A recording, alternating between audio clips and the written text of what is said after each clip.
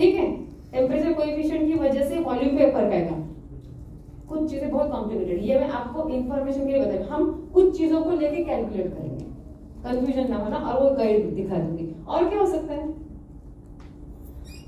आपने कैलिब्रेशन कर यूज किया, आप कैलिब्रेशन कर रहे हैं ना 5 पॉइंट का 6 पॉइंट का जो भी है, नहीं पहले कैलिब्रेशन करो, तो कैलिब्रेशन में आर स्क्वायर वैल्यू आती है ना, तो लिनियरिटी मतलब लिनियरिटी आर स्क्वायर क्या है, लिनियरिटी बताता है।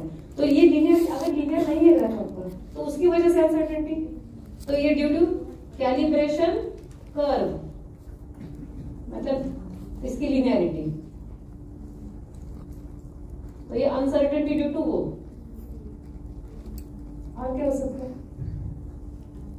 एन नंबर ऑफ चीजें हो सकती है, नहीं भी हो सकती, कम हो सकती है, ज्यादा हो सकती है, समझ रहे हैं आप। अगर रिकवरी का स्टडी किया है, रिकवरी अगर ये मैडम ने 5 बार किया, उनका रिजल्ट आया, 5 जनों ने वो सैंपल किया, तो टेस्टिंग पर्सन अलग अलग होने की वजह से कुछ वेरिएशन आ सकता है। ऑपरेटर को चेंज करके अगर आपको 5 अलग रिजल्ट आते हैं, इतना समझ में आया? इन सब में जो जो छोटे छोटे वेरिएशंस आएंगे, इनको अगर हम कैलकुलेट करके फाइनल कुछ एक वैल्यू पकड़ते हैं, अभी अनसर्टेनिटी है तो हम उसको म्यू बोलते हैं ना, तो ये फाइनल अनसर्टेनिटी, ये सबकी एडिशन अगर आप करके हो तो, या अभी एडिशन कैसे करने इसका मैथमेटिकल में आपको बताती हूँ। इतना समझ में आया? इसे बोलते हैं फिश बोन डायग्राम। इसे क्या कहते हैं? Fish bone diagram. ठीक है, तो पहले आप अपना मेजरेंट ढूंढेंगे, मेजरेंट की वैल्यू, उसकी uncertainty, combined uncertainty, expanded uncertainty, ये सारी चीजें होती है। मैं लिखवाऊंगी आपको, ये अभी मत लिखना। अभी तो फिश बोन डायग्राम, अभी तो आपने सिर्फ आइडेंटिफाई किया कि मुझे अल्कलिनिटी करनी है। सपोज अल्कलिनिटी में क्या क्या आएगा? सीआरएम हो गया, बैलेंस आएगा। हाँ, बैलेंस आएगा। वे करते हो अल्कलिनिटी में क्या? सोडियम कार्बोनेट नहीं, उसके लिए किसका पूछ रही है? अल्कलिनिटी में सोडियम कार्बोनेट, सोडियम बाइट यूज किया, ब्यूरेट यूज किया, रिपीटेबिलिटी हो गई, टेम्परेचर आ सकता है, ऑपरेटर आ सकता है, इतना तो आएगा ना। ठीक है, तो हम ये 4-5 चीजें लेके हम करेंगे कोई चीज, इतना समझ में आया? सीआरएम आ सकता है, कभी पकड़ो ना पकड़ो, कुछ स्टैंडर्डाइजेशन उसी के टाइम पे आएगा। क्या होता है, ये चीजें रिपीटेबिलिटी पे भी आ जाती है। तो सीआरएम की प्यूरिटी भी ले सकते हो वैसे, सीआरएम की प्यूरिटी स्टैंडर्डाइजेशन में यूज होती है, प्यूरिटी ऑफ सीआरएम। ठीक है, तो आप जैसे चाहो जो चाहो पकड़ सकते हो। अनसर्टेनिटी में जितना पैरामीटर यूज, ज्यादा फर्क आगे नहीं जाता, सबसे मेजर पार्ट ये होता है रिपीटेबिलिटी।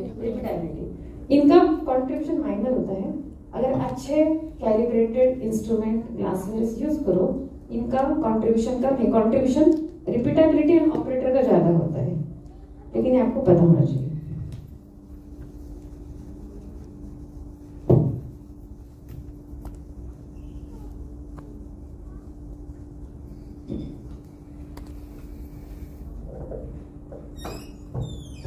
अभी 4 स्टेप लिख लीजिए। स्पेसिफाई मेजरेंट, स्पेसिफाई मेजरेंट,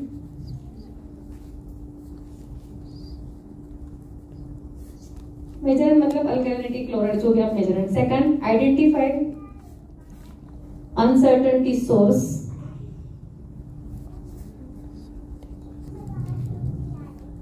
क्या uncertainty, identify uncertainty source, source क्या है उसका। Third, quantify uncertainty component, quantify uncertainty component, and last, calculate combined uncertainty.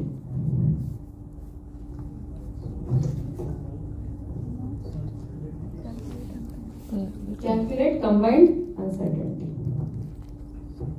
ये 4 स्टेप से ही जाना है सब जगह पे हमेशा। ठीक है, कल मैंने आपको एक एग्जांपल दिया था, उसका स्टैंडर्ड डेविएशन कितना है?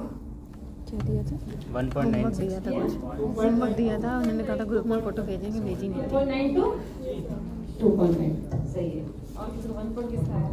वो पहले वाले का था 1.96। अच्छा, पहले का बताया। तो अभी लिख लेना, एग्जांपल लिख के तो वो एग्जांपल को हम सॉल्व करते हैं। उसको आप है ना थोड़ा जगह छोड़ के फिर वो रीडिंग्स, वो सारे रीडिंग्स लिख लेना, उसका मीन, उसका स्टैंडर्ड डेविएशन, उतना जगह छोड़ देना। अभी इसमें क्या क्या यूज होगा?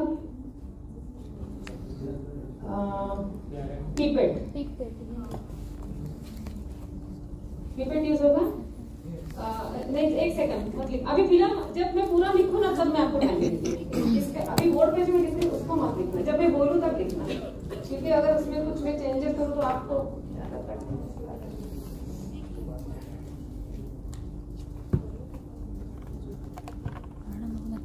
जब कभी रिपीटेबिलिटी की अनसर्टेनिटी हम काउंट कर मतलब कैलकुलेट करते हैं तो हमेशा standard deviation divided by root n।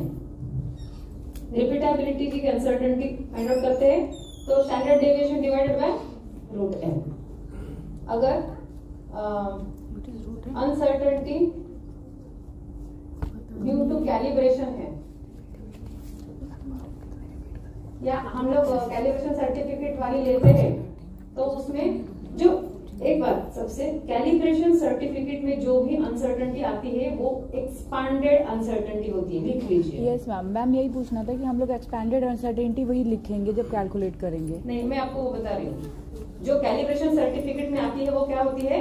Expanded. अभी आपको एक्सपांडेड को हमेशा स्टैंडर्ड में कन्वर्ट करनी है। एक्सपांडेड अनसर्टेनिटी को स्टैंडर्ड अनसर्टेनिटी में कन्वर्ट करना है। How? Expanded uncertainty divided by coverage factor. ठीक है मैम।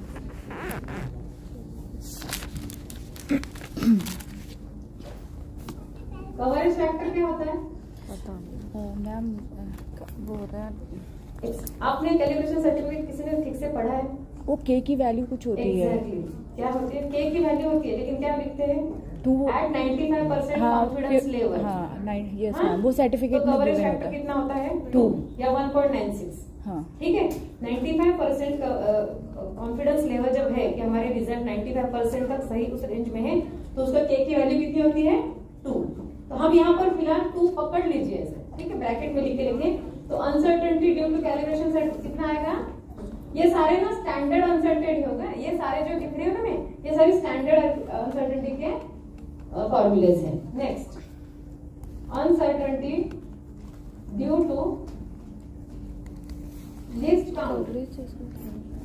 लिस्ट काउंट क्या होगा?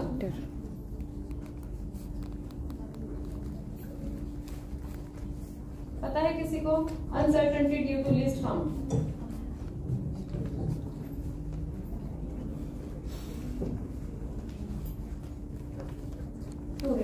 ठीक है।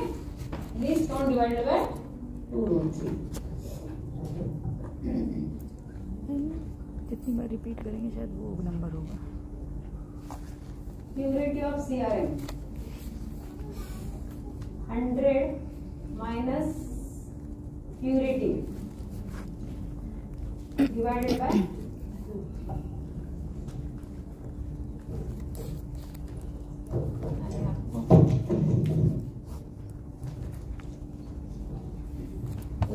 फॉर्मूला। मैं आपको सारे फॉर्मूले लिख के देती हूँ ताकि आप जब यूज करेंगे ना तो सिंपल लैंग्वेज आपको पता चले। मैम आप शीट ही बना के दे दीजिए। डिस्काउंट हो गए। फोटो शेयर कर लेंगे। अगर ये देते हैं ये फिलहाल लिख लीजिए, ये इसका एक्सप्लेन करूंगी, आप टेंशन मत लेना। 1 माइनस आर स्क्वायर लिख लीजिए। 1 माइनस आर स्क्वायर बहुत सिंपल है, सच में बहुत सिंपल है। अगर समझो तो, ना समझो तो सब डिफरेंट। अगर रूट एन नहीं कर पता है लिखे ऐसे रूट एन कर लिए अनसर्टेनिटी कैलकुलेट कर देंगे। देखो रिपीटेबिलिटी, ये सारी क्या निकलेंगी? स्टैंडर्ड अनसर्टेनिटी लिख लीजिए। ये सारा स्टैंडर्ड अनसर्टेनिटी के फॉर्मूले हैं। Formula standard uncertainty, repeatability standard deviation divided by root 10।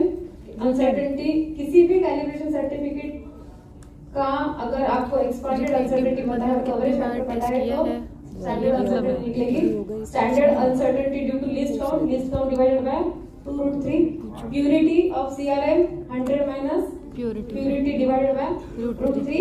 और linearity, कोई अगर आपके इसमें ग्राफ है, फ्लोराइड वगैरह आप ग्राफ कर रहे हो, उसकी निकालनी है तो linearity का 1 minus r² value divided by √3. Regression factor linearity बोल रहे हैं ना तो इमीडिएट पता चलता है r² by 0. रिग्रेशन फैक्टर वही हाँ 0.999 जो 1 के इक्वल आ रहा है। मैम रूट एन जो हम लोग रिपीट कर रहे हैं number of times number of times √10 क्या है? Repetitions, number of repetition 5 bar repeat किया तो 5 √5 √6 जो भी वैल्यू है। यहाँ तक समझे हैं? फॉर्मूला है ये सिंपल, ये लिख लीजिए।